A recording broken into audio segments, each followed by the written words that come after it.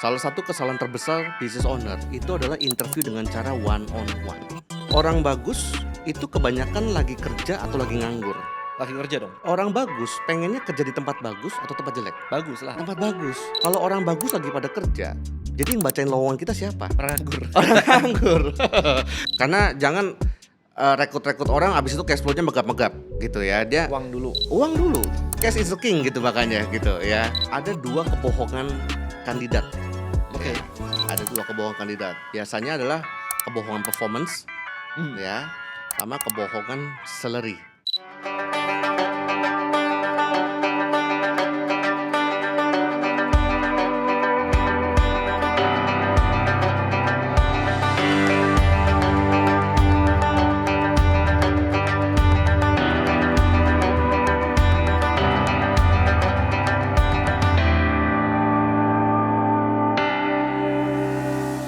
Coach Verly, Siap. selamat datang lagi. Kembali ke sini lagi ya. Iya. Thank you so much ya. Sama-sama. Kemarin kita habis podcast yang Ya. sebelumnya kita bahas teknis Ya. tentang bisnis. Betul. Hari ini kita mau ngebahas tentang tim. Tim seru nih.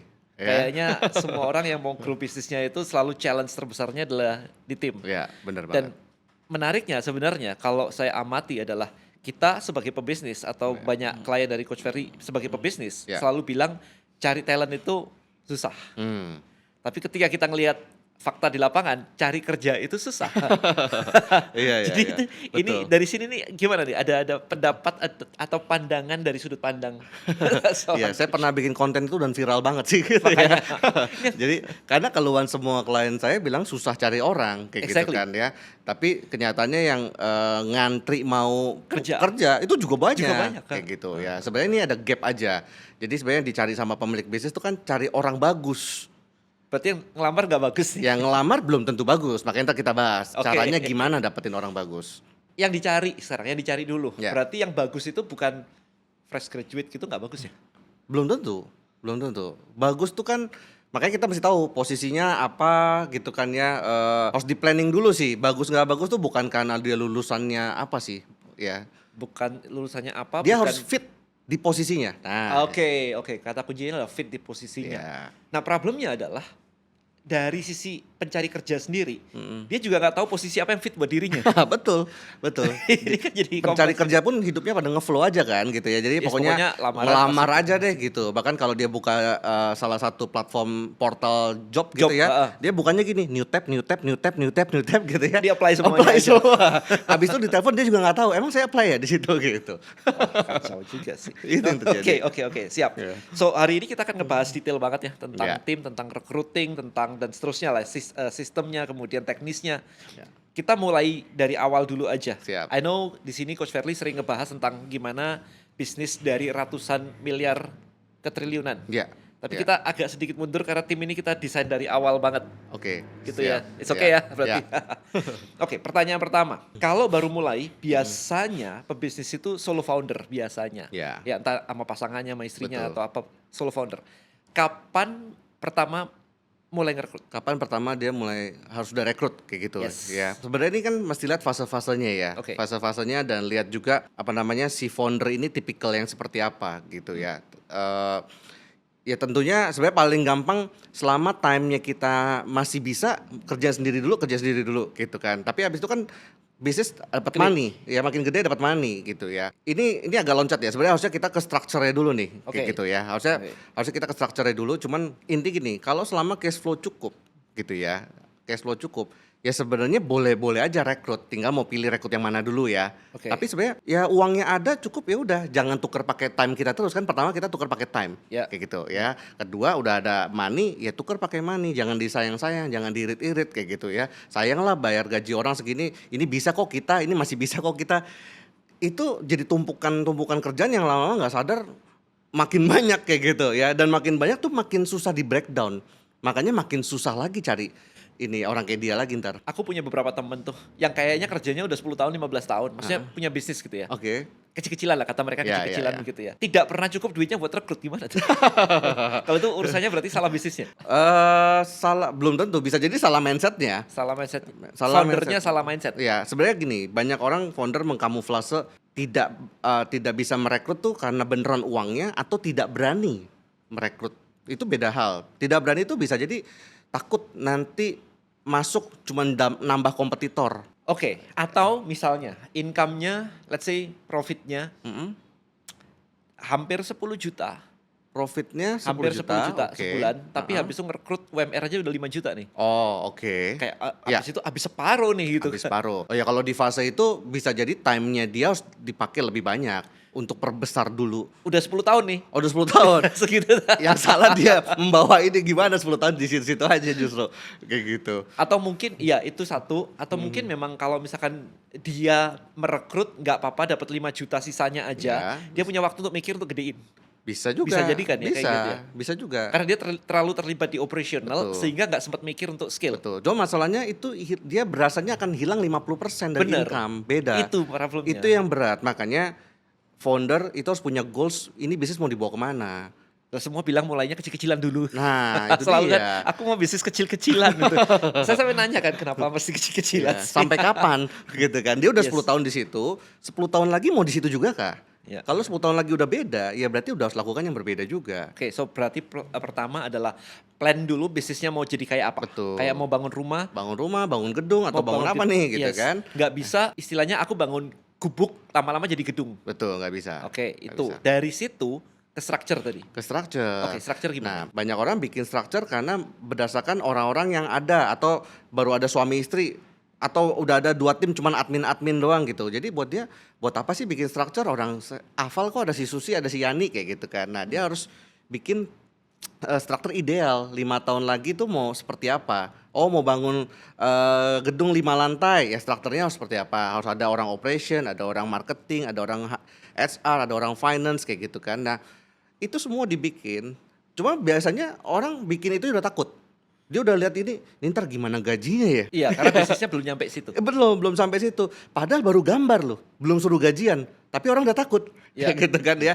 Nah, justru waktu itu biasa kalau ketemu kita, ya gambar dulu, justru didesain dulu mau bagaimana, baru nanti berdasarkan cash flow, berdasarkan apa setahun ini targetnya apa, plannya apa, dicarilah orang yang mana dulu, gitu loh. Ya, Oke. tergantung juga tipikal foundernya. Kalau foundernya memang jiwanya kapten, ya cari aja pelengkap dulu di bawah. Tapi kalau saya punya juga klien jiwanya dia bukan kapten, dia mau dididik, dilatih kayak gimana juga susah. Jiwanya drive-nya kurang, tapi dia punya keberuntungan bangun bisnis jalan lah intinya kayak gitu. Ya malah hire manager kayak gitu loh. Oke, itu jadi pertanyaan yang tentang apa top down dulu atau bottom up dulu gitu ya. Karena Betul. kalau personally aku sih dulu karena memang pebisnis banget begitu, nyarinya yang bawah dulu tuh.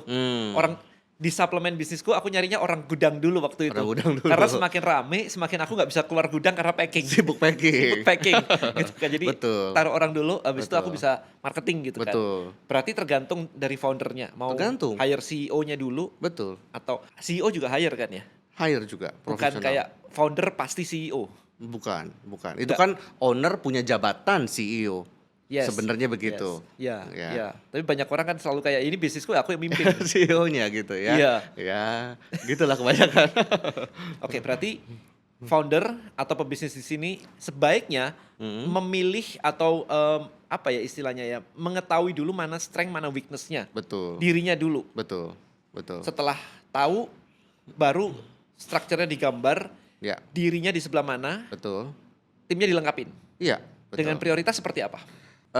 Tadi nomor 1 pasti uang pokoknya. Karena jangan rekrut orang abis itu cash flow-nya megap-megap gitu ya. Dia Uang dulu. uang dulu, Oke. cash flow, cash is the king gitu makanya gitu ya. Jadi tapi banyak ini ntar mungkin next kita bahas tentang ngatur keuangan di bisnis gimana ya. Cuman intinya cash flow tuh penting banget. Orang yang nggak bikin cash flow dengan benar, akhirnya dia main asal rekrut ya dengan pertimbangan nanti kan nambah tim omset naik kayak gitu ya. Jawabannya belum tentu kan. Harapannya sih. Itu kan harapan, gajinya udah fix nih masuk gitu ya, Iya. dilawan sama sesuatu yang tidak fix gitu kan berarti. Iya, income-nya belum. Ya pasti bahaya. Jadi di forecasting dulu intinya nambah 1 orang di sini, nambah 1 orang ini setahun bisnis gini-gini aja aman nggak hidupnya?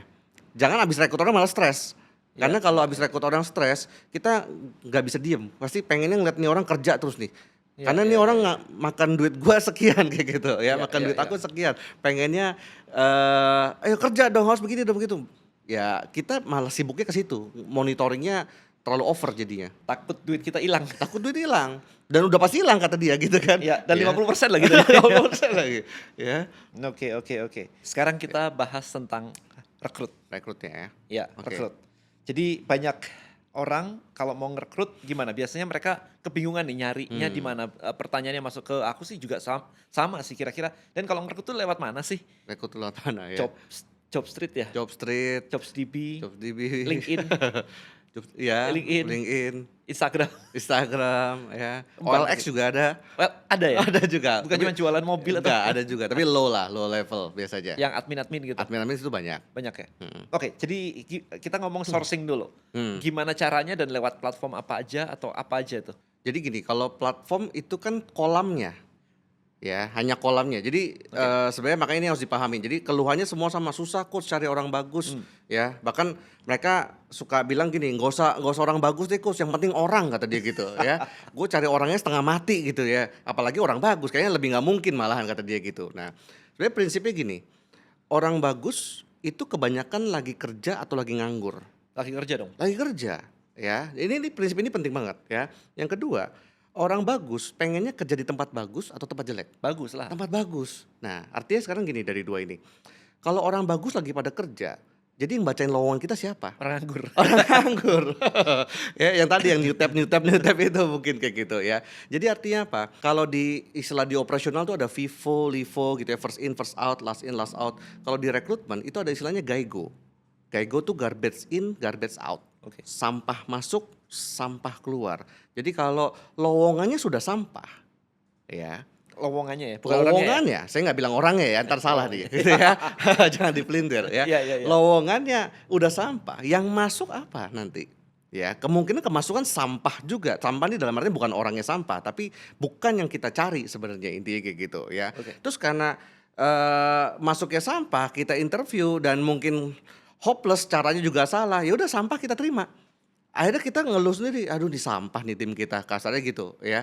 Padahal salah di siapa? Salah di foundernya sendiri juga, karena nggak tahu cara rekrut orang bagus bagaimana.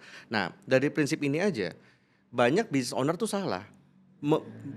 Gini, berpikir kalau lowongan kerja itu adalah kerjaan administratif yang harus dikerjain sama admin. Admin tolong dong aku cari orang sales, bikinin lowongan ya. Dia bukalah lowongan, dia copy paste mungkin dari job street lain, diganti nama PT-nya, diganti klasifikasi, ganti alamat emailnya. ChatGPT mungkin, itu udah lebih bagus mungkin. Ini copy paste kayak gitu ya, cuma ganti-ganti doang gitu kan ya, dan dipasang. Dan datanglah sampah. Padahal lowongan kerja itu pintu masuknya orang bagus. Ya, jadi sangat-sangat strategik bikin lowongan itu. Ini mindset yang sangat berbeda nih. Dari yang berpikir cuman copy paste jadi sangat strategik. Jadi kayak pitching ke orang bagus. Orang bagus. Jualan company kita nih. Betul, kayak gitu. Tapi lain cerita banyak juga nggak pede. Bisnisku kan masih kecil, ya. Aku kan cuma di rumah bisnisnya. Mana mau sih orang bagus masuk? Itu semua belief. Oke, Ya, benar. itu semua belief. Kayak contoh saya punya klien interior gitu misalnya interior. Dia bilang susah kok, orang bagus pasti maunya kerja di gedung-gedung tinggi kayak gitu ya. Anak-anak fresh graduate sekarang aja pengennya di kantor-kantor yang bagus gitu. Kita nih cuman di rumah kayak gitu ya. Saya tanya, kenapa si anak-anak itu mau kerja di sana? Ya pasti karena proyeknya gede-gede, portofolionya bagus-bagus kan. Anak kerja bidang interior gitu, nanti pengen suatu hari dia buka sendiri juga kayak gitu kan ya. Lah, ibu di mana proyeknya apa aja? Itu sih mall di Jakarta ada saya kok satu gitu kan ya. Terus bandara di Hong Kong tuh ada proyek saya juga di satu area. Terus keren-keren bu proyeknya gitu kan ya. Nah, tapi itu nggak pernah ada dalam lowongan. Ya, dicari graphic designer, dicari junior interior apa. Ya just gitu aja kan gitu loh ya. Makanya yang masuk yang hopeless ya, pokoknya selama bidangnya sesuai dia apply aja kayak gitu. Makanya sebenarnya ada framework ya, tapi saya ambil partnya aja ya, karena panjang jadi seminar seharian nanti kita jelasin di sini ya. Tapi intinya lowongan pahamin dulu itu sangat strategik ya. Jadi harus bikin attention yang sangat-sangat keren, bikin orang bagus nengok. Karena orang bagus lagi pada kerja. Attention kata kuncinya. Ya, attention. Buat orang Hooknya bagus. ibaratnya gitu Ya, kan. buat orang bagus. Orang bagus, karena orang nih alam bawah sadar orang bagus ya. Dia kan lagi kerja, punya kerjaan. Muncullah notif ataupun di Instagram muncul gitu ya postingan lowongannya lowongan posisi dia nih. Dia sales manager misalnya gitu Iya, ya. iya. Terus itu lowongan sales manager juga. Alam bawah sadar dia tuh dia scroll aja karena gua kan punya kerjaan. Iya, Ngapain ngapain dibaca gitu. Paling ya, iya. oh ini lagi buka lowongan dia tapi dia nggak baca. Dan dia nggak punya waktu buat baca-baca itu lebih jauh kayak gitu Enggak ya. nyari juga. Nggak nyari gitu. Iya. Beda yang lagi nganggur. Lowongan nih Iya, dia iya, benar berhenti. juga. Nah, contoh sekarang, makanya saya ajarin semua klien tidak boleh lagi bikin lowongan itu tulisannya dicari, misalnya loker kayak gitu, sales manager, sales area kayak gitu misalnya ya. Ini apapun posisinya ya, ini contoh aja. Jadi kita harus tahu apa yang paling penting buat dia. Buat Si sales manager. sales manager. Oke. Ya, paling penting buat si sales manager. Contoh, apa sih sales paling paling dicari apa sih? Duit, Duit, komisi. Ujung-ujungnya itu. Nggak salah ya by the way ya. Jadi jangan sales mata duitin bilang salah. Emang dia harus begitu. Emang nyari duit ya? Emang nyari duit kayak gitu. Terus misalnya kita mau cari sales area yang jago banget wilayah Indonesia Timur, bisa keliling-keliling luar kota gitu. Jangan ntar dikit-dikit dicari bininya, dicari istrinya gitu. iya. Ntar bilang kangen anak mau pulang segala macam. Kita mau dia yang pengembara gitu misalnya. Nah, makanya attentionnya klien-klien saya kalau nemu lowongan jenis begini, kemungkinan itu klien-klien kita gitu ya. Oke. Jadi tulisannya gini, Anda sedang berkeliling Indonesia Timur ke wilayah-wilayah baru, ingin insentif 3 kali gaji, itu doang tuh. Itu aja minimal ya, orang bagus minimal nengok dulu nggak? Iya, iya. Minimal nengok, dia bilang, ini gua banget nih. Hook-nya lah ya. Hooknya, Ya, Indonesia Timur, ini Makanan. mana sih gang mana yang belum gua masukin, kasarnya gitu dia Ya. gitu ya. Insentif 3 kali gaji, yang bener aja nih gitu ya. Tapi ini nggak boleh jebakan Batman ya, beneran kita perhitungkan kalau dia achieve apa bisa sampai ke situ. Tapi Ya. kan nggak perlu detail-detail ngitung di lowongan ada insentifnya gimana hitungannya gitu loh. Bener, Yang oke. penting dia nengok dulu. Gaji perlu ditulis nggak? Tergantung posisi. Ya kalau kalau tadi seorang sales dia potensi apa dia paling dia cari adalah komisi, ya sebenarnya itu aja dulu cukup. Abstrak lah ya. Abstrak Berarti sebenarnya. bukan kayak gaji 5 juta, gaji 10 juta, gaji Enggak. Ya walaupun di platform-platform beberapa harus ditulis ya. Iya, makanya Harus itu. tulisnya nggak apa-apa, tulis kalau keharusan ditulis, tapi bukan itu poinnya. Gitu loh. Attentionnya dulu, contoh orang finance deh kayak gitu. Masalahnya tuh banyak orang kuliah, anak zaman sekarang mungkin dia kuliahnya finance gitu ya, tapi Excel aja dia nggak suka. Oke. Lagi mana coba? Ya, dia mau kerja finance nih, Ya. ya.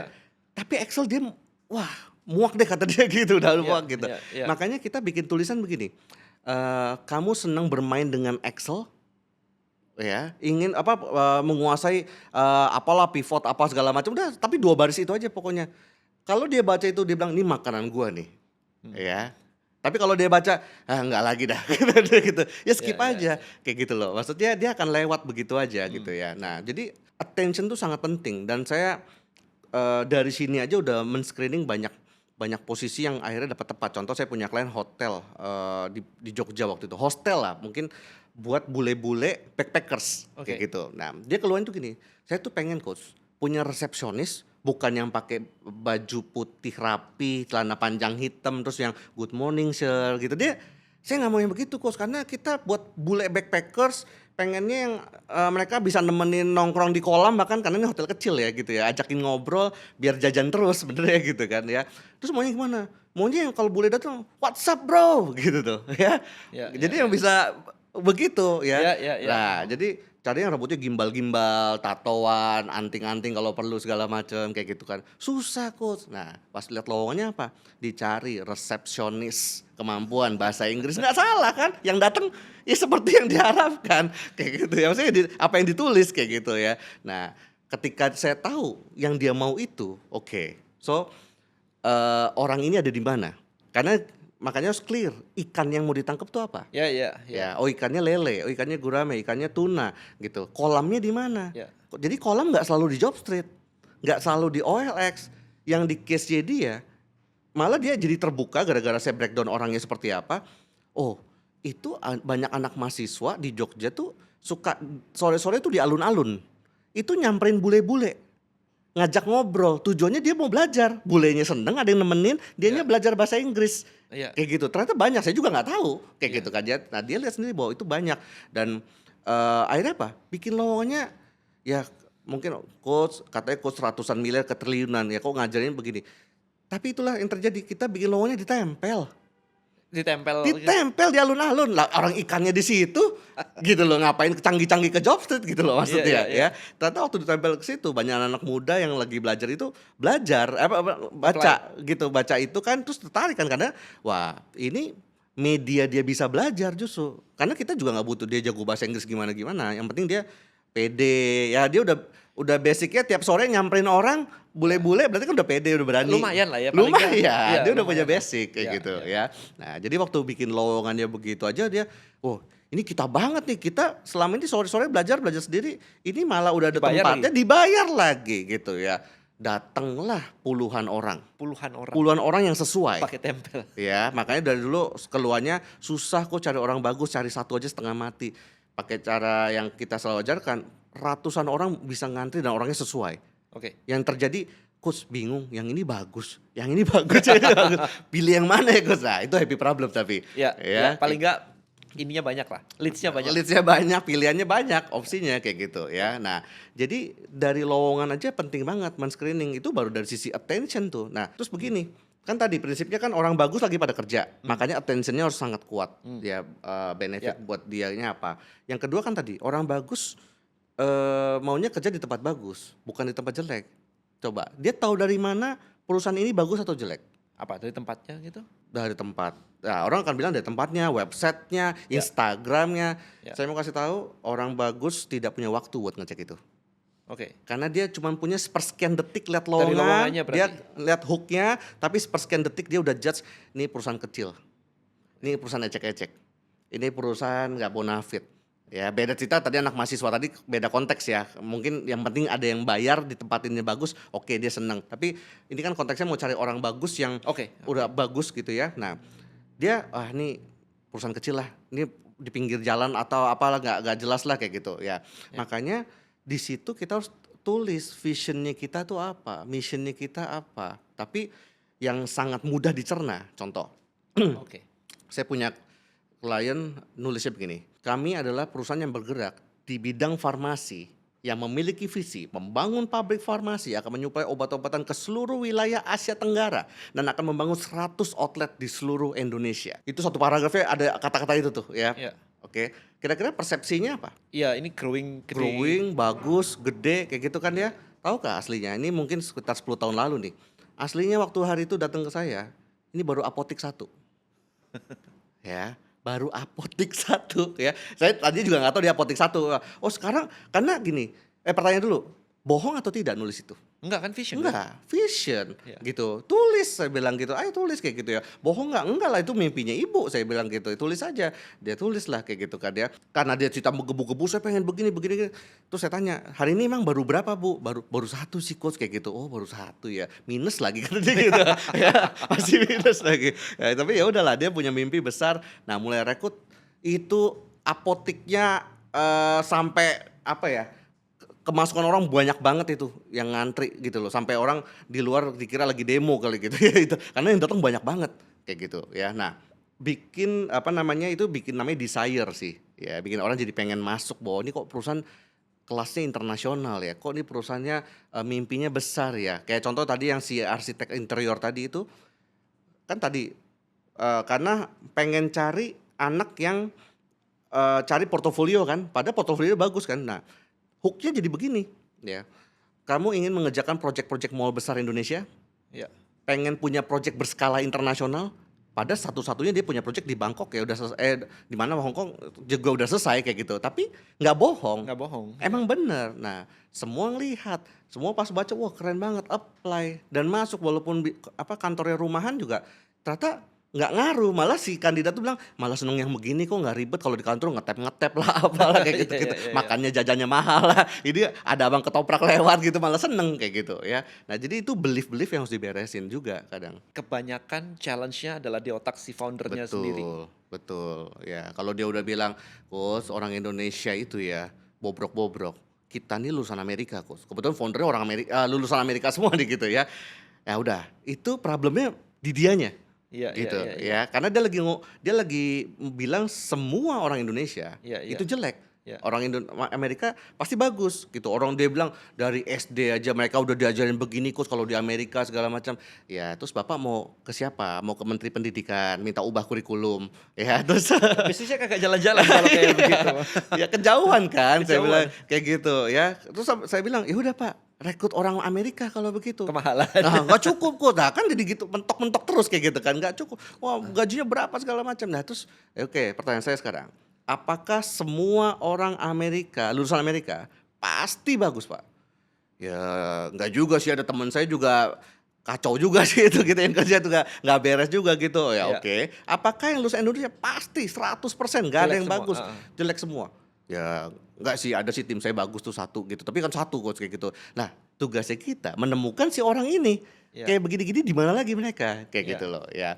Jadi bedanya dia kalau dia tahu bahwa kelemahan dia adalah ya mungkin saya nggak tahu ya coach cara nyari orang bagusnya bagaimana. Lain cerita karena akan belajar jadinya. Tapi kalau dia beliefnya adalah orang Indonesia jelek, bobrok, SDM rendah, apapun itu nggak ada otaknya bahkan itu aja kepalanya kalau dikocok-kocok bunyi coach kata dia ada yang begitu gitu klien koplak kata dia begitu ya. Nah selama dia masih begitu dia nggak akan kemana-mana gitu loh ya. Dia nggak, saya ajarin pun cara rekrut orang bagus dia akan bilang tetap aja ntar kan begini-begini. Nah makanya tugasnya seorang coach ngingetin bahwa ini ada yang salah di kepalamu nih, isinya sampah nih gitu. Ya, karena ini sebuah problem mindset adalah problem yang punya itu nggak nyadar kalau Nggak punya, sadar. itu adalah sebuah problem kan, Betul. nggak kelihatan gitu. Betul. Kan Makanya katanya makanya butuh otak coach. nggak kayak perut yang kalau kosong ngasih tahu gitu kan ya. Ya. Otak kalau kosong rasa penuh. Iya itu dia. Ya, itu kenapa butuh coach kan. Betul, Alright. So kita udah tahu tadi platformnya tergantung ikan apa yang mau dicari, Betul. di mana begitu. Betul. Kemudian kita pasang lowongan, kuncinya adalah attentionnya bagi si orang bagusnya. Ya. Attentionnya seperti apa, Ya. gaji ya boleh ditulis, Boleh, boleh enggak, ya, boleh ini. Sekarang leads-nya udah masuk banyak. Kayak Ya. tadi apotek sudah penuh nih, kayak orang demo Ya. nih. Interviewnya satu-satu atau rame-rame Nah, atau gimana tuh? Betul. Jadi saya mau kasih tahu. Salah satu kesalahan terbesar business owner itu adalah interview dengan cara one on one. Justru salah ya. Itu kesalahan terbesarnya. Ya, Oke. kenapa? Karena gini, rekrut orang paling Oke. penting sebenarnya skill dulu atau attitude dulu. Attitude kalau aku. Attitude, setuju. Ya, itu seperti mungkin yang nonton di sini bisa jadi nggak setuju atau bilang oh skill dulu lah apa segala macam. Skill penting, bukan saya nggak bilang nggak penting ya, skill penting. Cuma maksudnya bayangin aja punya tim yang jago ya, tapi susah diatur, semaunya sendiri. Lebih makan hati. Lebih makan hati kayak gitu ya. Dan akhirnya dia membentuk culture-nya dia sendiri ya, karena dia susah diatur. Kita mau pecat juga takut, karena mungkin omset dia bagus gitu loh ya. Customer dipegang dia happy gitu. Kita mau pecat dia takut nih, tapi dia paling troublemaker kayak gitu ya. Jadi toxic ya? Toxic. Nah ini dilema, makanya udahlah ngelus-ngelus dada aja akhirnya business owner kan gitu ngeliatin Yes. orang-orang kayak begitu. Nah jadi attitude is number one, penting banget. Nah sekarang gini, kebanyakan sih saya ketemu business owner jawabannya tetap majority bilang attitude number one ya. Tapi menariknya mereka screening by skill, by CV gitu kan ya. Ya CV dilihat itu kan lagi ngeliatin skill sebenarnya, bukan liatin attitude kayak gitu. Nah Ya. terus interview one on one. Gimana caranya lihat attitude orang di one on one? Karena semua yang duduk di depan owner pasti jadi malaikat. Iya. Namanya juga lagi interview, duduk rapi gitu kan ya, sopan pas ngomong gitu kan. Waktu kerja, ya ampun coach, ini ngomongnya kasar banget sama tim kita yang lain, ntar yang ternyata suka begini, suka begitu. Itu nggak kelihatan semua di interview one on one. Nah, makanya saya selalu ajarkan ke klien dan udah 10 tahun ini saya melakukan juga di bisnis-bisnis saya, itu melakukan group interview. Group interview itu bukan si penginterviewnya yang banyak ya, kandidat yang banyak ya. Oke. Dulu ada yang salah waktu saya jelasin ini, kita yang interview ada 4 orang kok, ada HRD ada ini gitu, orangnya satu dikeroyok ya, makin diem dia gitu ya. Makin tenang malahan gitu kan. Enggak, yang di interview bahkan menurut saya ideal ya minimum 20 orang dalam satu 20 orang. satu batch ya. Karena kenapa? 5 orang aja buat saya udah nggak efektif, karena 5 orang tuh kalau didudukin bareng ya, alam bawah sadar dia juga kayak lagi dijejerin terus yang ini udah ngomong, masa gua nggak ngomong sih kayak gitu. Jadi kayak ngantri. Tapi kalau 20 orang, menariknya ya, orang tuh kalau di keramaian itu aslinya keluar. Bisa begitu ya? Iya. Bukan malah diem ya? Enggak. Jadi dia aslinya keluar. Dia kan misalnya lokernya sales, ini kan sales semua nih. Iya. Iya, jadi dia kan keluar naturalnya, ntar ada yang duduknya di belakang selonjoran, ada yang ngobrol, ada yang nyender tembok Ya. gitu kan ya, ada yang main handphone sendiri ya, ada yang macam-macam. Ini mau online offline bisa. Saya lakukan ini mungkin terakhir udah online semua. Kalau Gitu. online bukannya semuanya di depan Zoom gitu? Nah, orang berpikir waktu dia buka kamera, terus yang lagi ngomong itu yang lagi diperhatikan.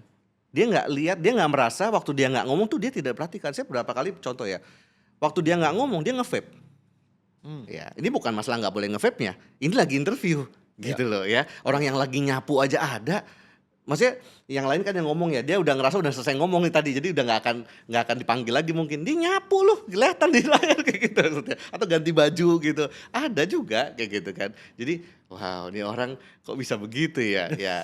Tapi yang paling asik offline. Offline tuh bener-bener gerak-geriknya tuh kelihatan aslinya kayak gitu kan ya. Nah, jadi attitude-nya keluar semua dari cara dia ngomong, cara dia menyampaikan jawaban itu tuh beda banget di one on one sama di massal gitu loh. Terus apa yang kita lakukan sebagai yang menginterview? Maksudnya kalau one on one kan satu-satu ditanyain CV-nya begini, Betul. tapi kalau misalkan itu kan nggak bisa satu-satu Betul, nih. begitu. Kan business owner pasti paling suka punya tim yang proaktif. Tidak usah disuruh-suruh dia melakukan tugasnya, Ya. gitu ya. Ini rahasianya. Jadi jangan cari orang yang proaktif, susah ya. Atau bikin orang jadi proaktif, diingetin terus susah. Dia diingetin minggu depan udah nggak lupa lagi. Jadi carilah yang sudah proaktif dari lahir kemungkinan besar dia. Oke. Ya, caranya gimana di interview masal ini. Nah, makanya lewatnya pertanyaan kita tuh nggak begini. Ditanya satu-satu itu nggak 20 orang, saya 100 orang pernah sekaligus. Wow, oke. Dan ini kelas. semua level ya. Saya pernah dari CEO sampai OB saya pernah lakukan ini. Tapi nggak digabung ya. Iya, maksudnya CEO sendiri. OB. CEO waktu Ya, itu ya. klien kita sampai sewa hotel di Tangerang, datang 60-an CEO waktu itu saya interview semua ya, dan cuman habis 2 jam selesai dapat intinya yang mana yang terbaik pokoknya gitu. Jadi ini singkat, hemat waktu banget gitu kan ya. Nah, yang penting jangan digabung contoh manajer sama admin gitu. Ya adminnya kalah pasti, kalah suara gitu loh ya, kayak kebanting dia, diem takut, si manajernya mungkin lebih pengalaman kayak gitu kan. Nah jadi selevel lah paling enggak, beda posisi nggak apa-apa, misalnya admin finance sama admin apa gitu misalnya, atau Karismanya kira-kira sama gitu. iya karismanya sama gitu loh, sales sama apa gitu, jadi nggak apa-apa, boleh digabung itu. Nah jadi gini, saya cuman kita ajarin ke klien cuman ngomong begini, kalian dinilai berdasarkan tingkat proaktifnya. Jadi kita tidak akan tunjuk satu persatu. Yang mau jawab silakan nanti angkat tangan aja ya. Ya. Oke, yuk siapa yang mau perkenalkan diri? Ya. Menariknya ya, dari 20 orang, 30 orang. Ntar yang ngomong orang itu aja. Padahal udah diomongin begitu. Iya, Susi, Yanti, Joni, itu aja muter. Kasih pertanyaan yang angkat tangan orang itu aja. Mungkin berapa persen lah, 50% dia tergantung batch sih, tapi nggak akan 100%. Ada yang dari awal sampai akhir diem aja nggak ngomong. Menarik ya, padahal udah dikasih tahu, Iya. udah dikasih teaser lah ceritanya. Betul. Itu kalau buka CV-nya bisa jadi bagus loh. Pengalamannya sesuai loh. Tapi dia butuh dari awal sampai akhir dia nggak ngomong kan. Itu dia butuh dipegang pundaknya, terus digoyang-goyang. Namamu siapa? Ini udah pertanyaan ke-8 nih gitu ya. Namanya aja nggak baru kesebut bangun ya. gitu ya. Oh ya Pak, saya Andre gitu misalnya ya. Oh ya Andre, gimana pengalamannya? Dia nggak akan ngomong. Ya buat saya udah nggak usah dipanggil, biarin aja, diemin aja. Jadi nggak, kamu kayak belum ngomong, jangan begitu, biarin aja, natural aja kayak gitu. Jadi nama siapa? Nah, naturalnya lagi karena nih rame-rame, manusia cenderung menjual diri kan. Ya. Kan bersaing, dia tahu nih ini sales semua nih gitu. Ya. Dari lowongan dia udah jatuh cinta. Ya, attention-nya udah kena banget, desire-nya dia kena banget. Dia pengen dong masuk berarti kan gitu. Nah, ini ternyata pas masuk, wih, kompetitor gue banyak nih kasarnya gitu ya. Nah, dia akan menjual diri dia gitu loh. Saya pengalaman 5 tahun begini-gini, karyawan terbaik gini-gini nih. Terus sebelum saya begini-gini. Sebenarnya nggak apa-apa. Ya bagus, tapi ntar ada aja yang panas. Ya contoh, saya pernah waktu zaman saya turun langsung bantu klien. Jadi waktu punya coach tuh, coachnya nggak cuma ngajarin, coachnya tuh sampai nyontoin, ibaratnya mancing ikan, nih mancingnya gini nih ya, cara pegangnya gini ya. Nah waktu itu pabrik di Bandung ya, pabrik garment, pabrik sepatu ya cukup besar gitu ya, mau cari kepala pabrik gitu kan. Pas waktu mau cari kepala pabrik, dia ini apa namanya, dia bilang, by the way, ini saya pernah ceritain belum ya di podcast sebelum ya? Belum. Belum ya? Jadi saya kalau cerita gini suka dejavu, nih cerita ke klien apa cerita ke podcast kayak gitu Iya, ya. iya. Nggak apa-apa. Ya. Biarin. Nah, jadi dia ini apa namanya? Pokoknya udah bener lowongannya, datanglah kepala-kepala pabrik bagus-bagus nih, sekitar 40-an orang waktu itu datangnya, ya. Didudukin semua, terus gini, tadi kan waktu memperkenalkan, "Ya saya dari PT Busana apa," kayak gitu-gitu. "Saya berhasil efisiensi 10% di tahun keberapa, 15% tahun berapa," kayak gitu kan menjual dirinya. "Saya berhasil begini, saya berhasil begini, saya begini." Terus ada satu bapak cukup senior, dia menggelegar suara singkat banget gitu, "Saya Coach," dari belakang gitu kan ya. Panas nih dia soalnya gitu ya, terus berdirinya pelan, senioritasnya tuh entah kenapa auranya tuh berasa banget gitu, berdiri pelan terus dia gitu, "Ya Pak silakan," gitu ya, "ini semuanya bullshit," kata dia, ya, "orang mah kerja yang penting jam terbang Coach. Saya pernah di Adidas, saya pernah di Reebok, saya pernah di Nike, saya pernah di Converse. Thank you." Duduk lagi dia. Uh, Gila, langsung hening tuh semua tuh gitu kan, ya. Dia pikir dia keren kan ngomong begitu, tapi kita gimana menilai orang ini? Bullshit nih semua, dibantai semua tiba-tiba. Emang sih bisa jadi pengalaman dia bener itu loh, ya. Tapi bayangin dia kerja sama kita tuh gimana nanti? Kemungkinan aslinya begitu ntar, ya. Tapi kalau one on one, kemungkinan besar itu nggak keluar. Kemungkinan dia cerita tuh, "Saya pernah di Nike Pak, saya pernah di Adidas, saya berhasil begini." Dia cerita, owner akan, "Kamu yang saya cari," ya. Ya. Waktu kerja, besok anak buah kita gimana? Ketemu Dimaki-maki semua. ketemu orang kayak begini gitu. Saya udah ketemu mungkin ratusan kandidat yang aneh-aneh tuh. Wah, aneh-aneh jawabannya, macam-macam karena interview rame-rame jadi ketemu macam-macam deh.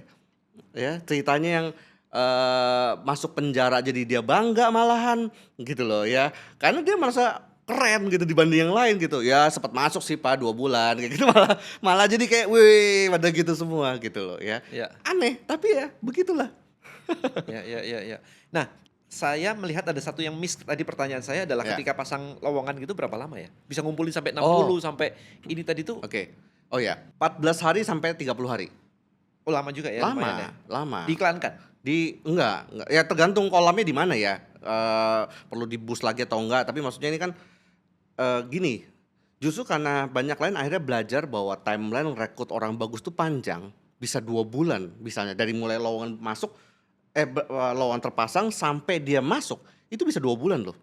Justru karena tahu begitu, makanya harus di-planning, nggak bisa, butuh orang nih." Bikin campaign berarti kayak bikin campaign Iya gitu dong, kan ya. di-prepare, makanya kasihan HRD tiba-tiba, "Lu lama lu ya cari ini nggak dapat gitu ya." Enggak, emang panjang nyari orang itu gitu loh, Oke. makanya harus di-plan. Oke, nah nggak lupa ya orang yang apply di hari pertama, hari ke-30 itu Enggak, karena kan dia udah lagi kerja nih, orang bagus ini kan lagi kerja nih. heeh, Dia heeh. apply gitu. Kan tadi orang bagus dia nggak apply banyak biasanya, dia apply karena ini menarik banget buat dia. Ya, Ini tapi habis itu 30 hari loh. jarak ininya, Jarak ngundang. antara datang ke grup interviewnya. Oh gini, kalau dijadiin timeline sebenarnya kan biasa 14 hari kita cut off datanya, yang ada ini yang masuk kan pasti ada sampahnya juga, kita pisah-pisahin, di situ udah mulai dihubungin. Tapi dikumpulin di tanggal mungkin 30 hari kemudian. Jadi ini dikumpulin lah, di funnel semua ke sana gitu. Berapa persen yang datang dari Nah, yang dihubungin? berapa persen? Nah, ini menarik. Jadi banyak Ngomongin funnel kan saya iya. conversion rate ya, conversion rate Jadi kan berapa? keluhan business owner gini, "Percuma Kos, ngundang 10 yang nongol 3." Ya, itu maksudnya. Gitu kan. Yes. Ya. Saya mau kasih tahu, faktanya begitu. Jadi kalau itu fakta dan itu data, ya udah, ruanganmu muat 20, ya berarti undangnya 60. Dan itu yang selalu saya ajarin ke klien-klien. Nanti kalau over gimana? Nggak bakalan. Lucu kan, dia bilang, "Kos yang datang tuh cuma 30%, tapi disuruh undang 60 takut." Ya. Kan aneh kayak gitu ya. Tapi memang rata-rata 30-an persen. 30-an% kalau offline. Ini masih akurat kurang lebih lah ya. Ya. Di seumur hidup saya 10 tahun melakukan ini turun langsung cuman 2 kali momen over. Melebihi kapasitas ruangan sampai keluar-keluar tuh 2 kali doang dalam 10 tahun ini. Jadi hampir sisanya ya sesuai 30%. 30%-an ya. Ya, manajer mungkin 50%-an karena tingkat komitmennya lebih tinggi kehadirannya. CEO CEO tinggi juga, mungkin 70 bisa. 70%. yang bawa-bawa ya. Yang admins. makin bawah makin nggak komit. Jadi main iya aja datang iya, confirm nggak nongol besok. Makanya saya itu misalnya mau cari waiters, mau cari apa, mau 30, undang 90. Takut Oke. tapi lucunya. Oke, Garip itu timeline seperti itu. Nah tadi balik lagi sekarang kita ke yang interview tadi tuh. Ya. Kira-kira ini buat gambaran teman-teman yang ada di sini yang Ya. nonton, pertanyaannya kayak apa aja sih ke grup Ya. Contoh aja. Contoh. Contoh. Sebenarnya kita udah punya pertanyaan-pertanyaan karakter yang akan membuka aslinya mereka. Oke. Dan dirame-rame gitu ya tetap Oke. ya. Sebenarnya nggak usah yang dalam-dalam gimana deh. Contoh aja cuma ditanya begini. Apa satu hal yang paling dicari dalam sebuah pekerjaan? Ya. Ada satu orang angkat tangan misalnya. Ya Anto gitu misalnya. Ya saya jujur Pak, saya cari uang gitu kan ya. Bisa dijawabnya gitu. Oh ya kenapa? Ya soalnya adik saya masih SMP, saya pengen bisa support dia sampai minimal lulus SMA karena orang tua lagi pada sakit jadi nggak bisa biayain adik saya sekolah kayak gitu kan. Oh oke. Dia jawabannya begitu ya, kita keep ya. Ya oke next berikutnya angkat tangan. Saya pak kata dia gitu. Ya Johnny kata dia gitu. Kamu apa John? Uang lah. Sama semua juga uang kata dia gitu jawab ya. Ya kalau kamu buat apa? Makan. Uang buat apa lagi kata dia gitu. Uang makan. Udah jawabannya cuma gitu doang. Ya. Nah, anggap deh cuma ngebandingin dua kandidat itu aja ya tanpa melihat yang sisi lainnya. Kita mau pilih yang mana nih? Gitu loh. Ya, Yang satu family man mikirin adeknya, belum tentu dia bagus ya. Ini kan anggap cuma dari dua pertanyaan itu doang Ya, gitu ya. ya. Yang satu, wah gila nih bocah ya begini kasarnya gitu ya. Nih anak begini nih ya. Kita bakal kebayang sehari-hari ngadepin orang kayak begini ntar sama dia. Gitu. Nah, itu contoh pertanyaan. Ada lagi misalnya Tapi berani ya dia loud gitu. Keluar ya? iya, itulah menariknya. Dan saya ketemu yang dia berdiri di atas kursi aja ada. Bukankah kalau misalkan rame-rame gitu biasanya kalau aku Jaim. kalau aku bikin Oh, seminar enggak. kan rata-rata Ah, atau paling tidak butuh dipanasi dulu gitu. betul ada sisi begini ya. Makanya yang bawain nggak boleh tegang. Kalau yang bawain tegang, mereka tegang. Iya. Ya, Bawain berapa orang?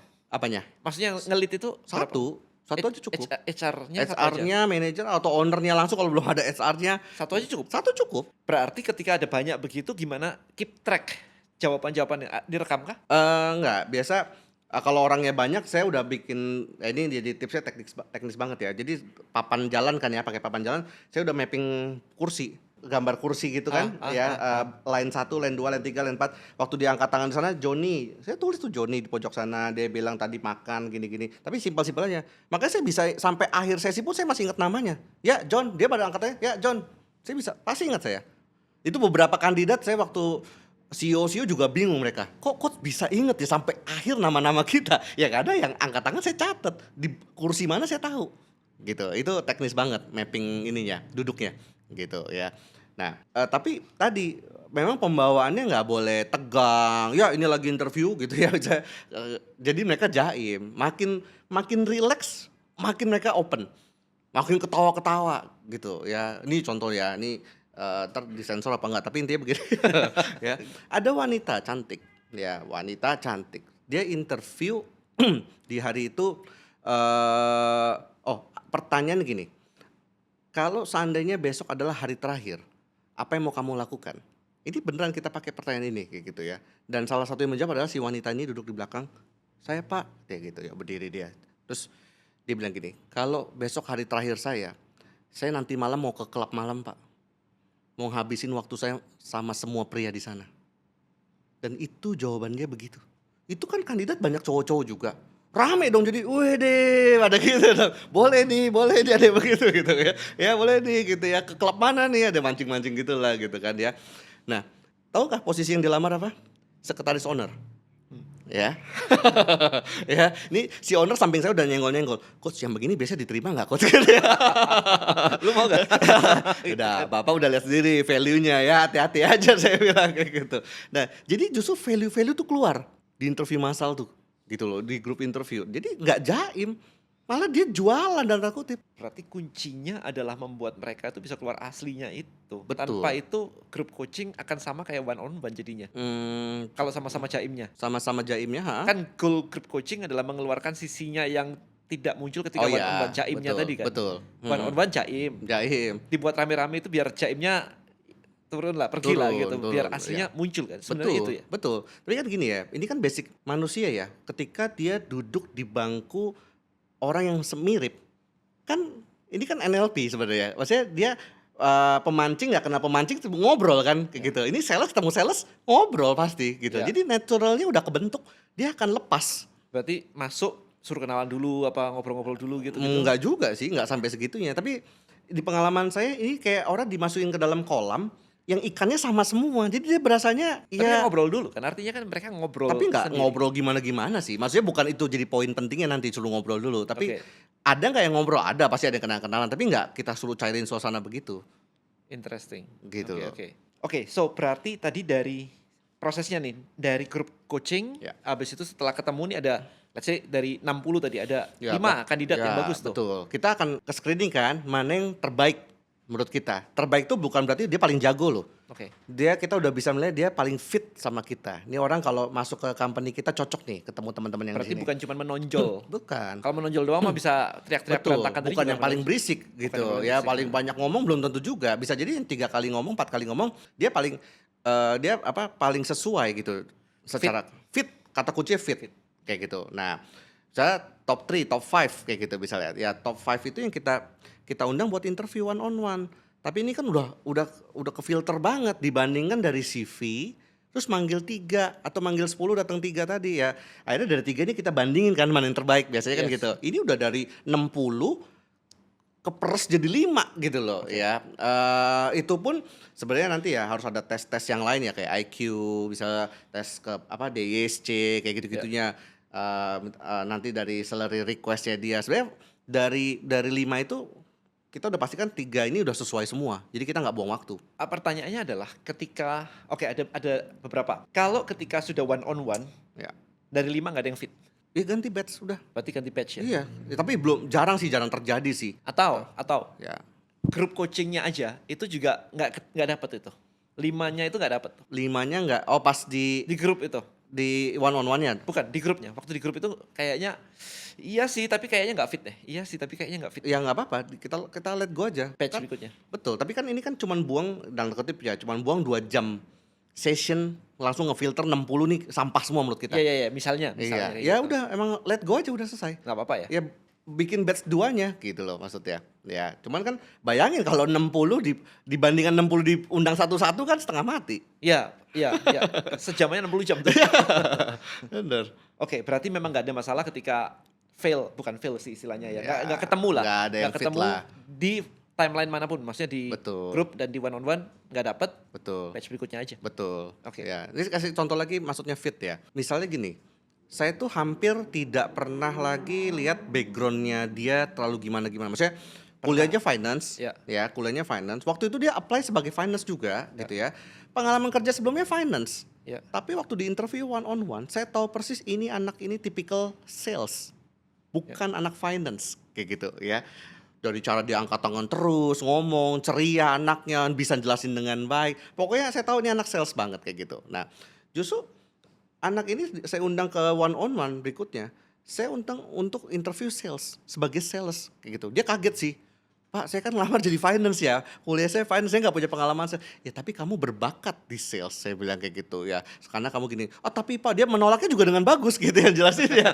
Ya gitu tuh, kamu tuh nolak saya juga keren, saya bilang gitu. Kayak ngomongnya apa segala macam, kamu tuh berbakat, saya bilang gitu. Setelah 2 kali menolak, akhirnya dia bilang, ya kalau coach melihat memang potensi saya di situ, saya mau coba deh coach. Akhirnya gitu, ya mungkin kemampuan si coachnya juga menginfluence orang ya. Jadi dia mau coba gitu ya. Dan apa yang terjadi? 5 tahun ikut saya, perform banget jadi sales dan untung dia jadi finance. Kenapa? Laporan salesnya berantakannya minta ampun. Ya kalau dia jadi finance mungkin seminggu saya cut itu dia. Gila kali bikin laporan kayak begini, Excel aja tadi. Excel aja dia udah muak gitu loh. Nah anak sales kan senangnya jualan, suruh bikin administrasi report tuh males kayak Ya, gitu. ya. Ya untung lah jadi sales, malah perform dia jadinya.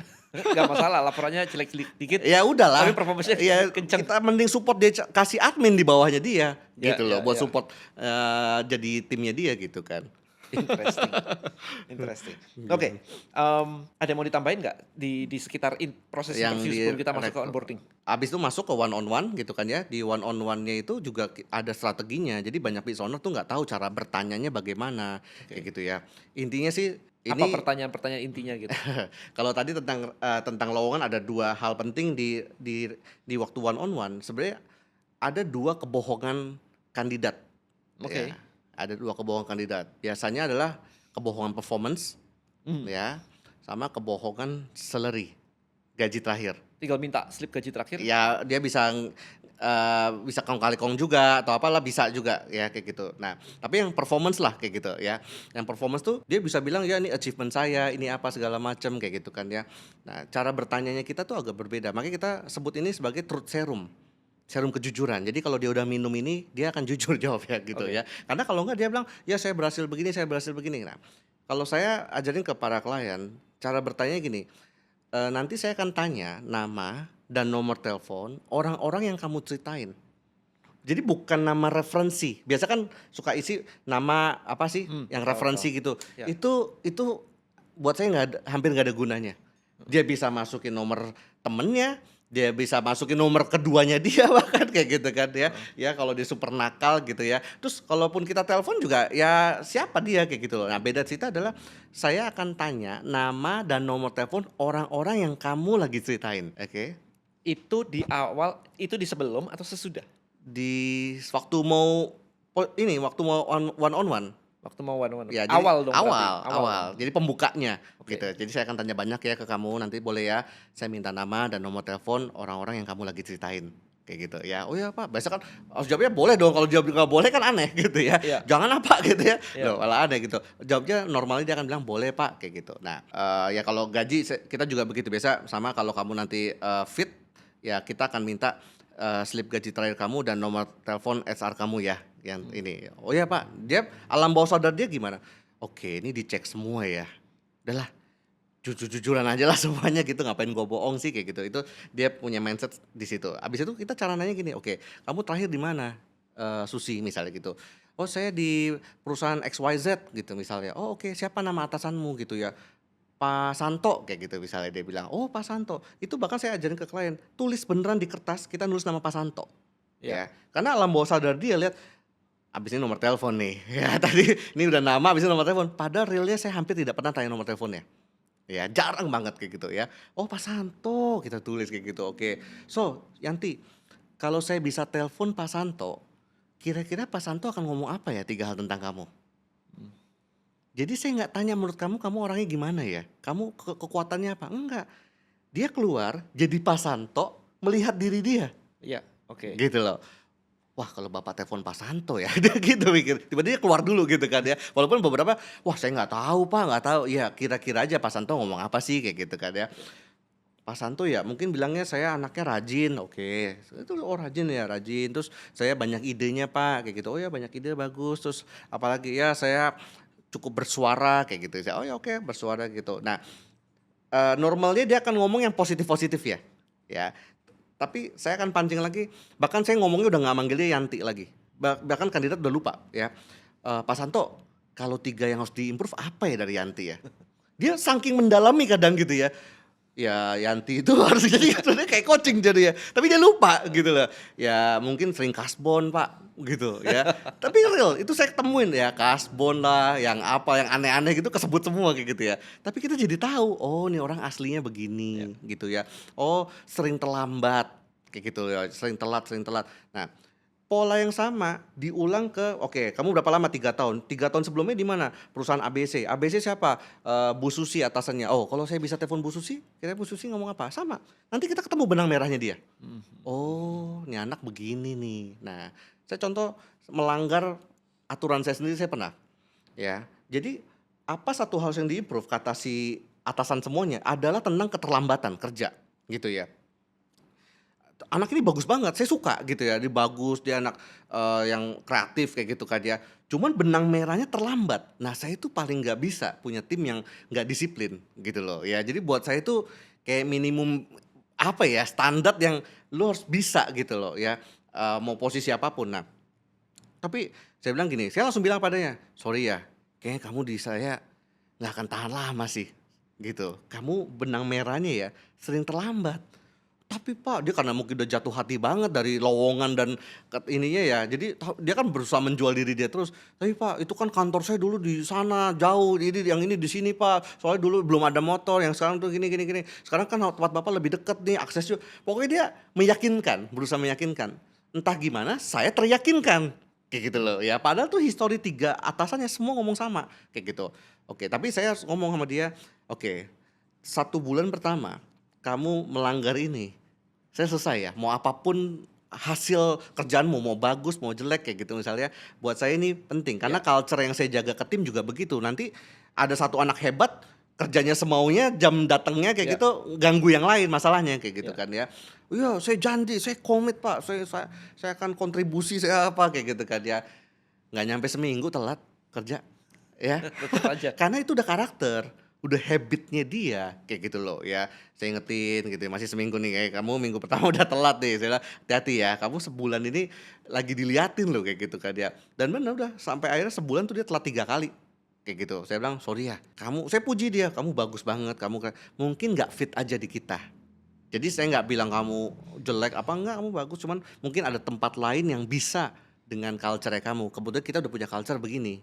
Jadi saya nggak mau merusak culture itu kayak gitu loh. Ya udah, ya berat nggak? Jujur berat. Waktu ngelepas karena rasanya nih anak bagus banget sebenarnya kayak gitu loh ya. Nah jadi di interview one on one juga ada strateginya. Akhirnya kita tahu kelemahannya dia apa, kekuatannya apa, tapi bukan dari dia yang ngomong, dari sudut pandang atasannya. Kayaknya aku mesti bikin ini ya, print bus untuk on time. Bisa Tinggal aja dipasangin.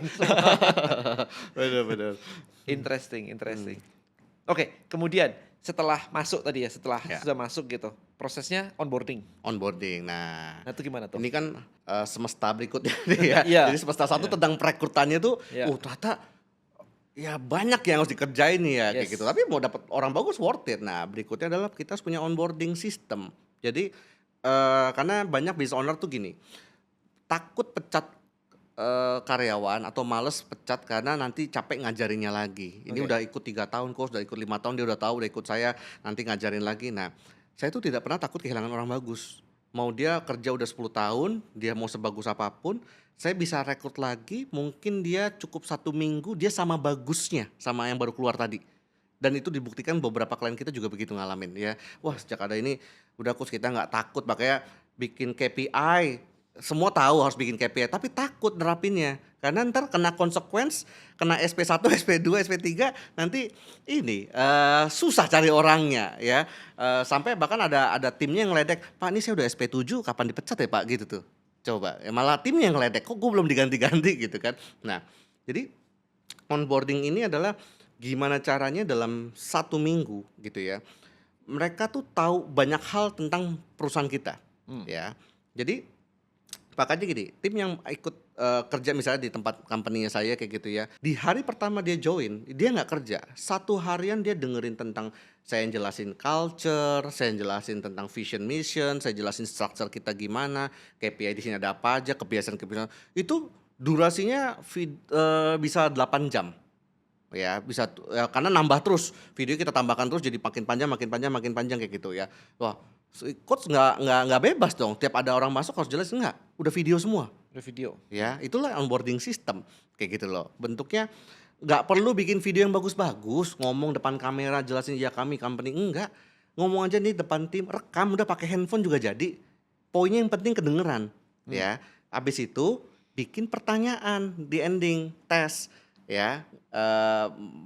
Intinya kita mau tahu kan dia memahami nggak apa yang dia tonton. Jangan-jangan dia Tidur lagi. tidur gitu 8 jam, hari ini nggak kerja ya, nonton tidur gitu. Jadi kita udah bilang bahwa nanti abis ini ada 60 pertanyaan ya, kalau nilainya di bawah 80 besok nonton ulang ya. Dan nilaimu itu jadi announcement waktu masuk ke dalam grup ini kita, misalnya selamat datang Santi di grupnya company kita gitu ya, nilainya 6 gitu ya dari 10, kan malu gitu. Nah orang bagus biasanya karena tahu bakal gitu, wah ini apa persepsi gue jelek nih nanti kayak gitu ya, dia mau bagus kan kayak gitu. Nah akhirnya nonton dia daripada besok gue juga nonton lagi, ngapain kayak gitu ya, mending nonton banget sampai di back malah kadang saya perhatiin gitu ya, tadi ngomong apa ya, dicatetin. Nah boleh nyatet kalau di itu kita. Oh iya dong, Boleh iya. nyatet Iya. dan tesnya open book, nggak apa-apa. Karena poinnya bukan tentang dia harus ngafal, pemahaman kan.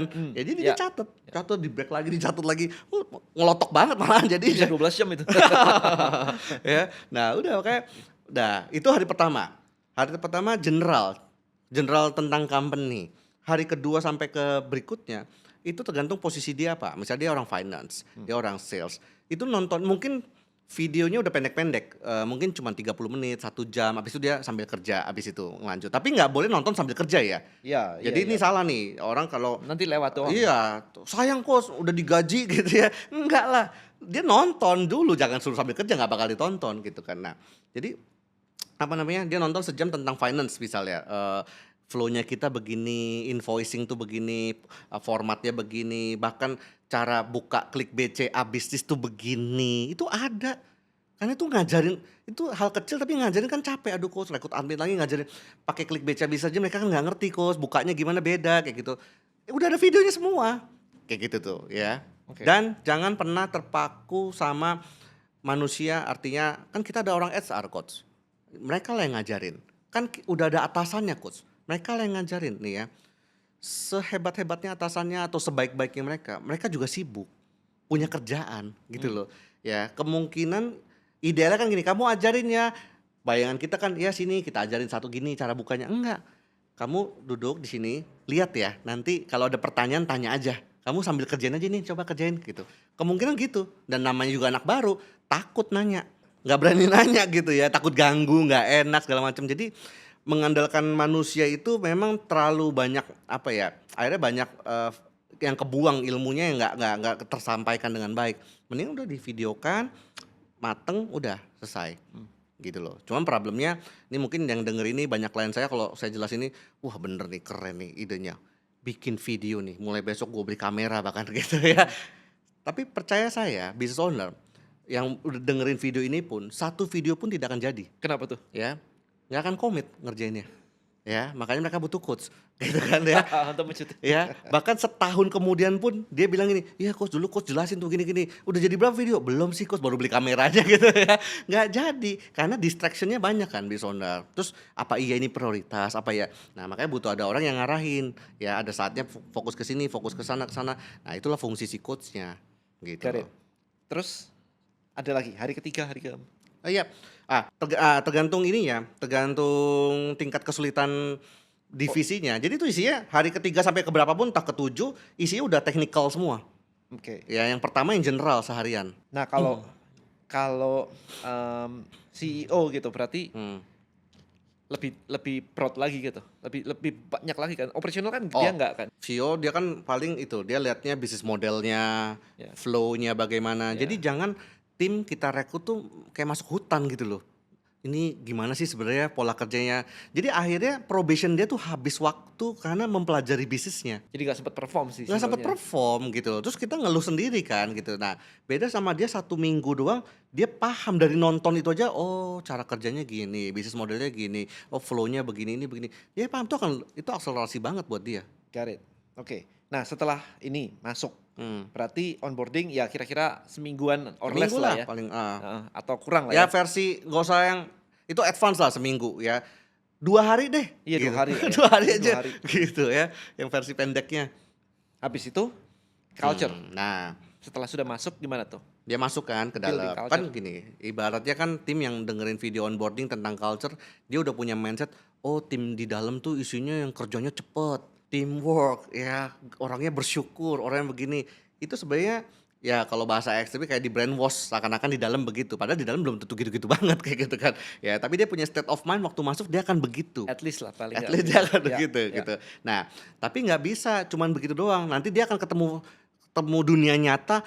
Ini pada ngomongnya ini nggak sesuai nih gitu kan ya. Nah, makanya harus di-maintain dong culture-nya. Ya. Nah, ini penting. Jadi poinnya gini ya. Business owner kalau nggak bikin culture, ya karyawannya akan bikin culture. Ini bahaya banget.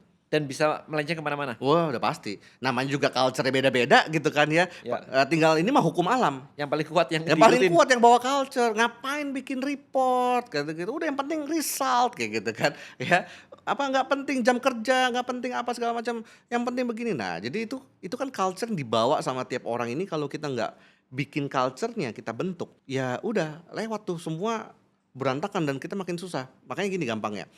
Banyak business owner tuh tidak memaknai culture dengan benar, makanya nggak berhasil cara ngebangunnya gimana. Nah, ini saya mau bagi, ini mahal nih sebenarnya. Ini karena beneran apa ya, penting banget. Memaknai dulu begini, culture itu kayak budaya di sebuah daerah. Misal di Bali deh.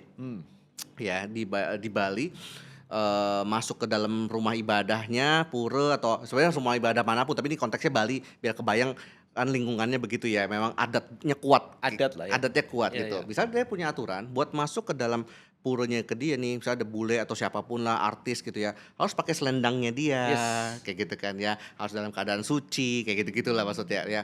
Tiba-tiba ada satu bule pakai bikini masuk, lari ke dalam. Mau siapapun tuh bulenya artis Hollywood padahal kayak gitu ya.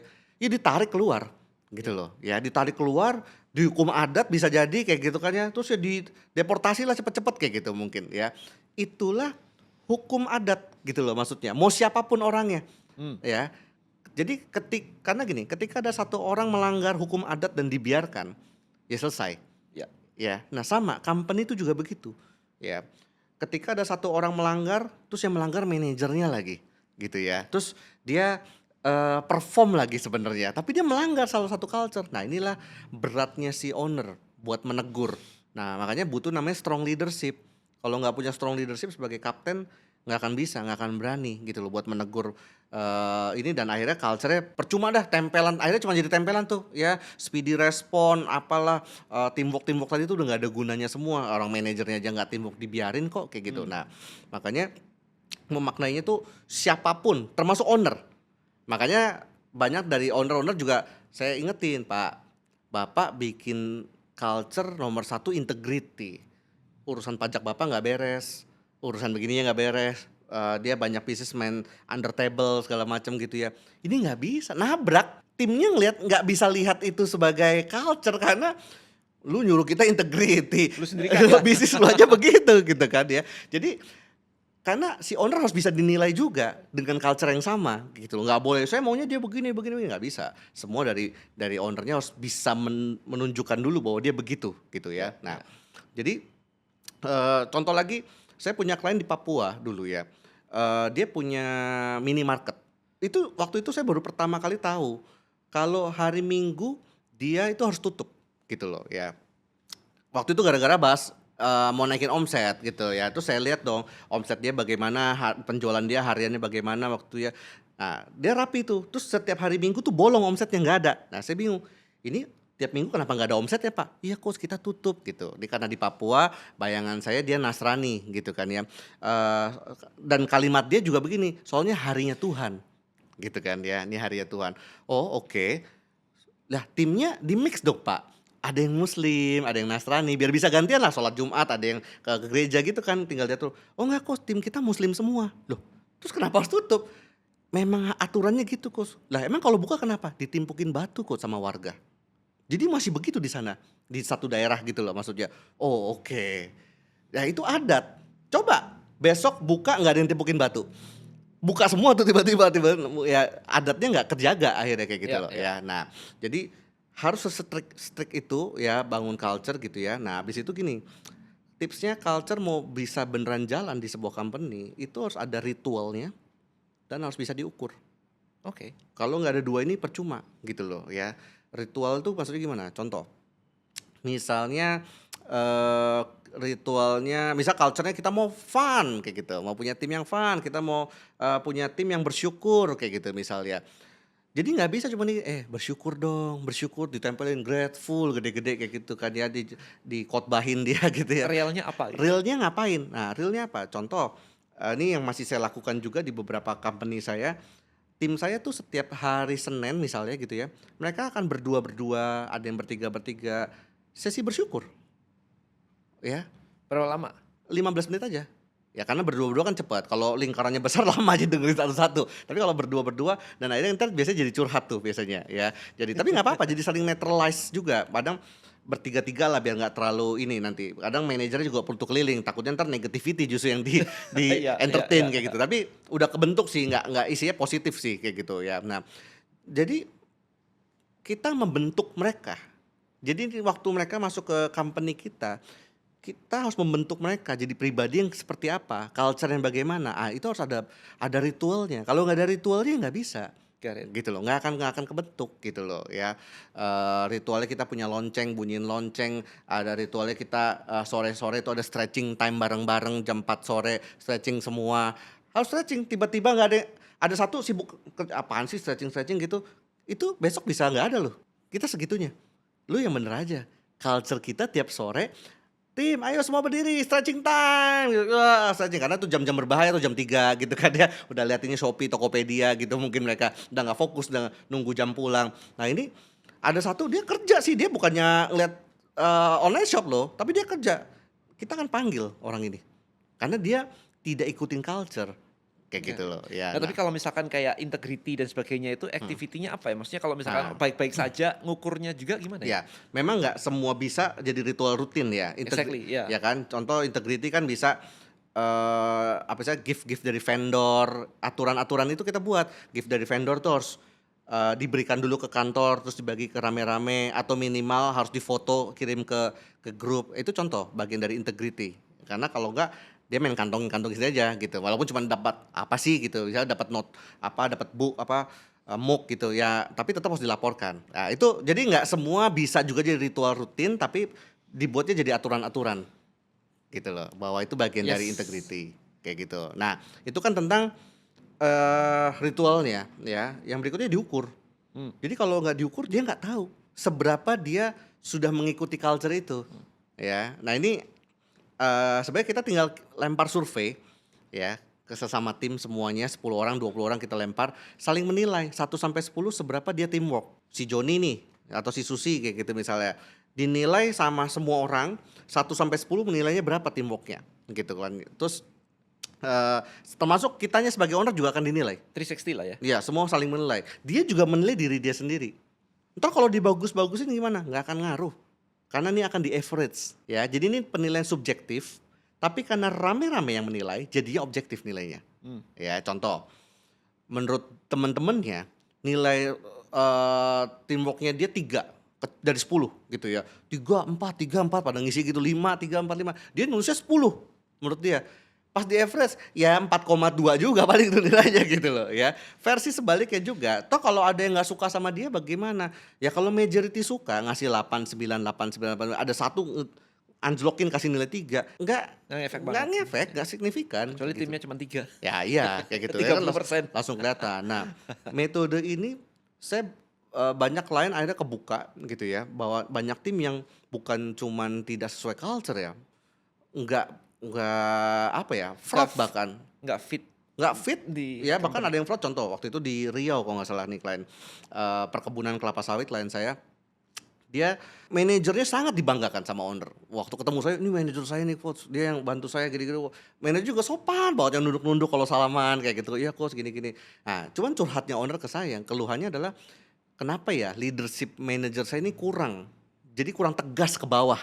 Jadi timnya tuh di bawah tuh nggak bisa diatur kata dia gitu loh. Ya semau-maunya semua gitu. Dia bagus kok, dia pinter padahal. Nah, ternyata apa? Waktu ada penilaian culture. Jadi culture yang dibuat adalah kejujuran nomor 1 waktu itu. Si owner bikin nomor 1 kejujuran. Dites ke semua, bikin survei.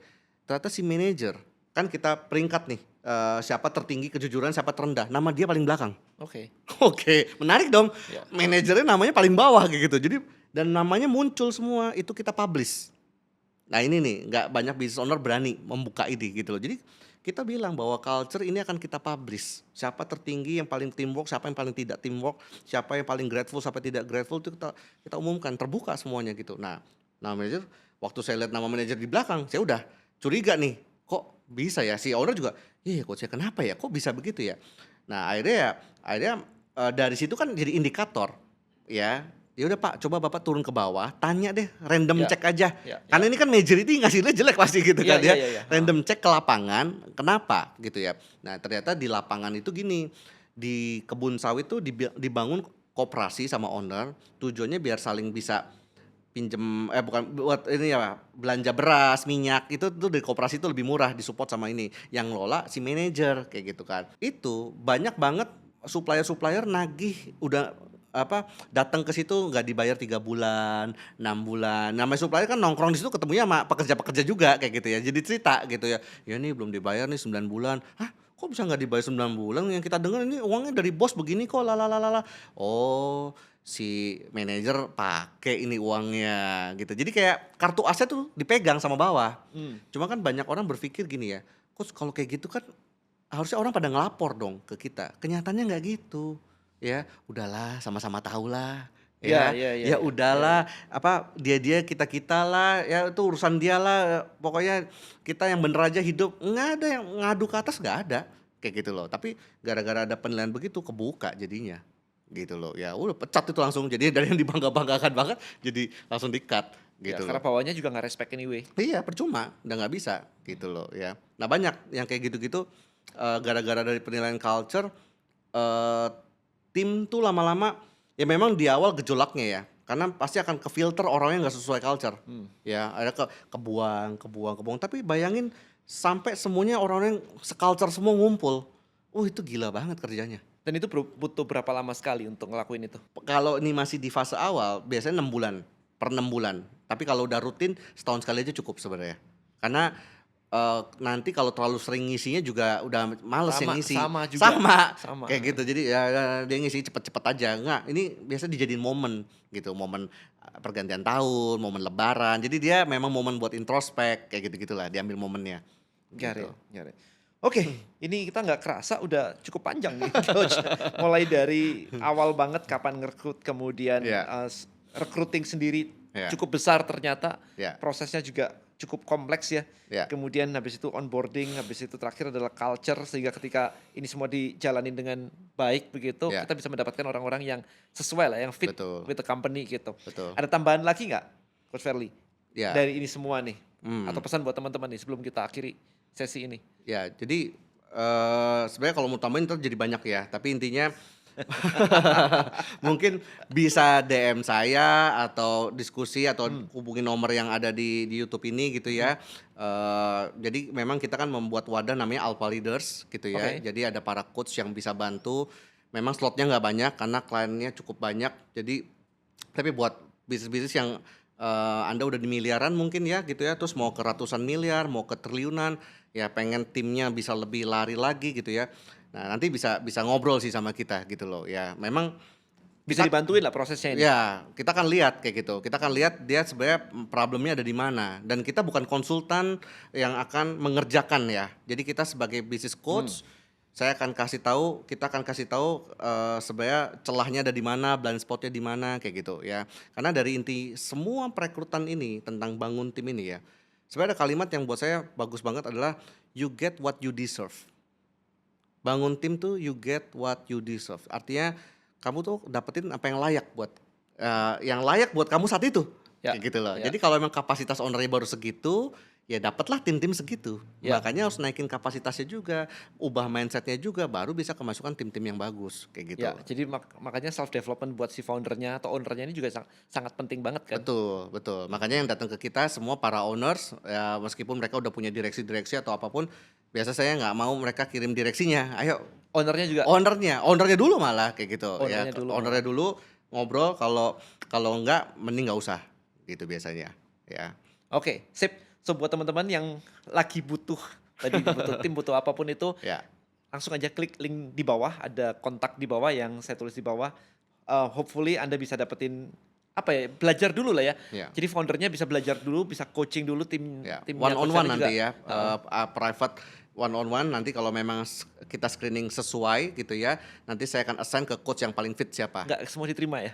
Nggak bisa, karena slotnya sangat terbatas banget. Makanya langsung aja Anda akan dicek dulu, Cek fit dulu. and proper test dulu Ya, gitu ya. betul. Kalau misalkan oke, baru nanti akan di-assign ke tim yang sesuai, coach yang Coach sesuai. ya, mereka orang-orang Coach, high caliber ya, yang ke coach yang sesuai berpengalaman gitu. gitu. Alright, so I think itu aja. Thank you so Siap. much Coach Verly. Thank you. Sudah berbagi, ini insight-nya luar biasa. Saya nyatet teman-teman, banyak Ikut banget nyatet di ya. sini. Saya nyatet. Thank you so much. Siap. Good luck buat teman-teman. See you in the next video. Bye-bye. Oke, bye-bye.